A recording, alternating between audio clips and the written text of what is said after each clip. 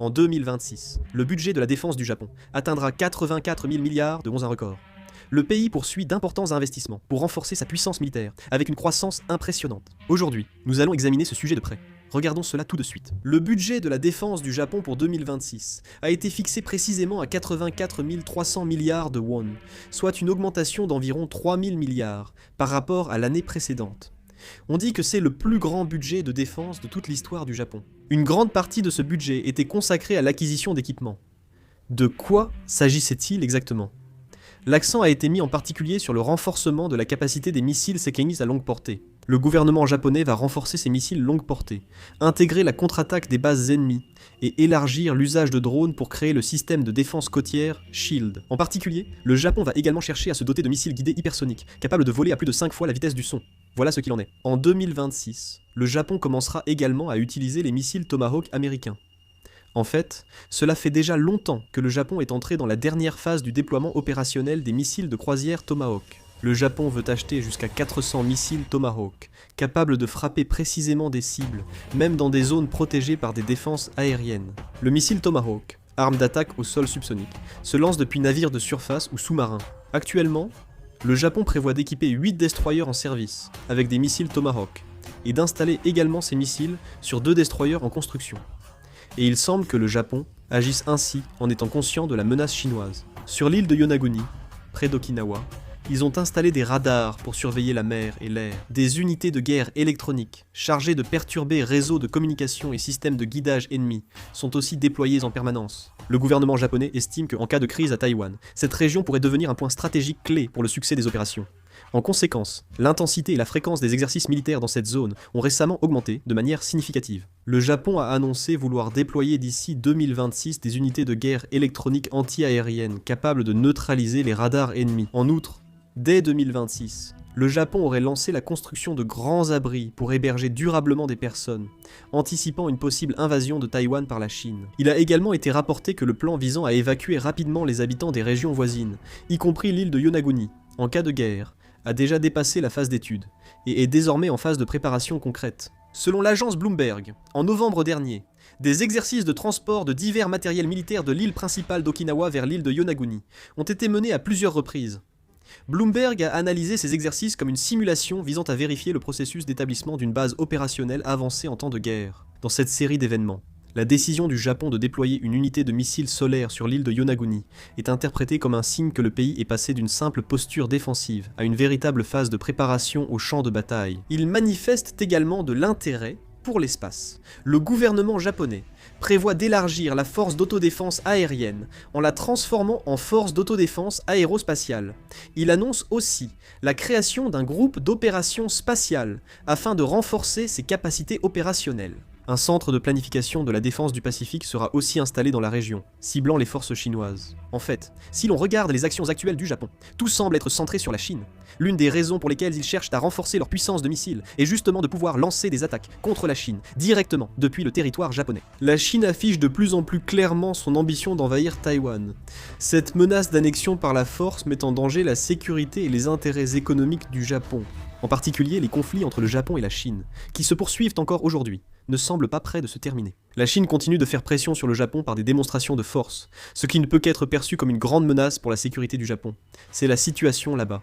Le Japon accélère la création de son Bureau national du renseignement, équivalent du CAA. La création du Bureau national du renseignement était une promesse électorale du Premier ministre Kaishi pour renforcer la collecte d'informations, et les préparatifs semblent se poursuivre. Selon Kyodo News, le gouvernement a envisagé dès décembre 2025 de créer un poste ministériel pour améliorer la collecte d'informations, ce qui a aussi été relayé par les médias. On prévoit que l'organisation sera créée en juillet 2026. Ce nouvel organisme centralisera et supervisera les informations recueillies par le bureau d'enquête sur l'information du cabinet japonais, l'agence de la police nationale, le ministère des Affaires étrangères et l'agence d'enquête sur la sécurité publique. En outre, le gouvernement japonais cherche également à faire avancer une loi anti-espionnage visant à empêcher les activités d'espionnage ou d'infiltration de puissances étrangères.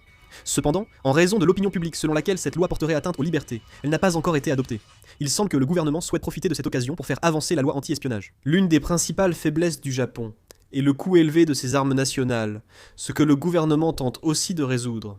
On constate également une accélération des investissements dans la main-d'œuvre et les équipements de l'industrie de la défense. Selon un article du journal Yomiuri, Mitsubishi Heavy Industries prévoit que son chiffre d'affaires, qui était d'environ 500 milliards de yens, soit environ 4,6 billions de wons, pour l'exercice 2023, atteindra 1000 milliards de yens, soit environ 9,5 billions de wons, pour l'exercice 2025. Ils comptent aussi accroître leur effectif de 40%.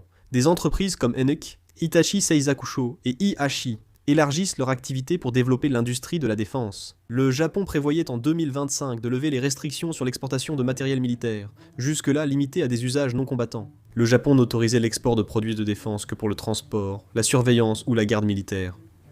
Désormais, il souhaite lever cette restriction. Si cela se produit, l'exportation d'armes deviendra en réalité beaucoup plus facile. Cela devrait également avoir un impact considérable sur le développement de l'industrie de la défense japonaise. L'analyse principale estime que la forte pression des États-Unis a été décisive dans la décision du Japon d'accroître ses dépenses de défense et sa puissance militaire. Il est rapporté qu'immédiatement après son entrée en fonction, le Premier ministre Kaichi s'est rendu aux États-Unis et a rencontré directement le président Trump, où la partie américaine a clairement souligné le rôle et la responsabilité que le Japon devait assumer dans la région Indo-Pacifique. Lors de cette réunion, le Premier ministre Kaichi a officiellement exprimé la position du Japon d'atteindre plus tôt que prévu l'objectif de dépenses de défense, équivalent à 2% du PIB, initialement prévu pour être réalisé progressivement d'ici 2027 et de l'atteindre dès cette année. Ce n'est pas un simple ajustement budgétaire, mais une déclaration selon laquelle le Japon, allié clé des États-Unis face à la Chine, prendra une part militaire plus active. Comme le président Trump a publiquement pressé les alliés d'augmenter leurs dépenses de défense, cette décision japonaise vise à éviter toute fissure dans l'alliance nippo-américaine et à préserver la confiance des États-Unis.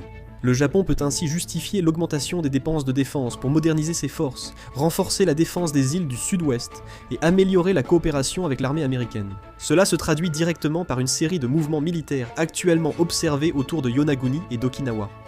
Bien sûr, cela suscite également de grandes inquiétudes, car cet argent ne tombe pas du ciel, n'est-ce pas ?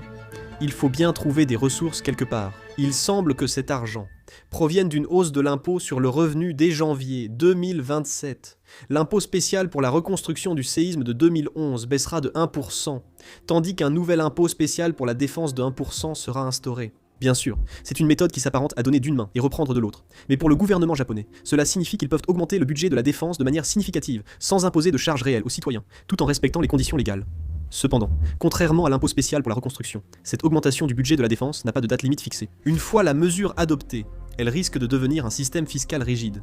Pourtant, le Japon continue de renforcer sa puissance militaire, n'est-ce pas ? Et un autre point important à considérer est la manière dont le Japon est en train d'être repositionné dans le cadre du changement de stratégie des États-Unis. La raison pour laquelle les États-Unis exigent fortement une augmentation du budget de la défense et un renforcement de la puissance militaire du Japon dépasse la simple question du partage des coûts. En réalité, cela s'explique par leur volonté de faire du Japon un acteur clé, une base avancée, dans l'ensemble de leur stratégie indo-pacifique. Du point de vue des États-Unis, le Japon est l'un des rares points d'appui géographiques capable de faire pression simultanément sur la Chine continentale, Taïwan, la mer de Chine orientale et la mer de Chine méridionale.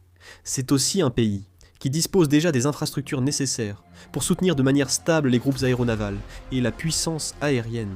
En raison de ces conditions, il est de plus en plus évident que les États-Unis considèrent désormais le Japon non plus comme un pays de soutien à l'arrière, mais comme un pays de première ligne qui doit agir en premier en cas de crise. Dans ce processus, on observe également une réorganisation progressive du partage des rôles entre les forces américaines stationnées en Corée du Sud et celles stationnées au Japon. Autrefois, les forces américaines en Corée du Sud étaient principalement concentrées sur la défense de la péninsule coréenne, tandis que les forces américaines au Japon jouaient surtout le rôle de base arrière et de point d'approvisionnement. Mais récemment, les forces américaines au Japon changent de nature pour devenir une force avancée visant directement la Chine et Taïwan. Les forces américaines à Okinawa, Kyushu et dans les îles du Sud-Ouest sont réorganisées pour plus de mobilité et de réactivité, et la coopération avec les forces d'autodéfense japonaises se renforce nettement. Les forces américaines en Corée du Sud défendent toujours la péninsule, mais sont désormais plus intégrées, élargissant leurs opérations avec les forces navales et aériennes, en coordination avec le Japon, ce qui floute davantage la frontière de leur rôle. En particulier si l'on envisage une éventuelle crise à Taïwan, les contours de cette stratégie deviennent encore plus clairs. Il est très probable que, dans les premières phases, l'armée américaine cherche à sécuriser le contrôle aérien et maritime en utilisant ses bases au Japon et le système des îles du Sud-Ouest, tandis que le Japon, sous prétexte de défendre son propre territoire, jouera un rôle de soutien aux opérations américaines. La raison pour laquelle le Japon cherche à se doter de missiles de longue portée et de capacités de contre-attaque devient également plus clair. Il s'agit, selon certaines analyses, de créer une structure dans laquelle le Japon démontre un certain niveau de capacité de dissuasion, avant que l'armée américaine n'intervienne directement. En fin de compte, L'évolution de la stratégie américaine place le Japon en première ligne face au risque de confrontation avec la Chine, et l'on peut dire que le Japon accepte cette tendance et s'engage sur la voie de devenir une grande puissance militaire. De plus, il est important de noter que plus la structure dans laquelle les États-Unis placent le Japon en première ligne se consolide, plus la marge de manœuvre stratégique dont dispose le Japon lui-même diminue. Cela signifie que le Japon le veuille ou non, il pourrait devenir le premier pays exposé au danger en cas de crise à Taïwan. Le Japon cherche à renforcer sa puissance militaire. Qu'en pensez-vous ? Donnez votre avis en commentaire. Merci d'avoir regardé cette vidéo.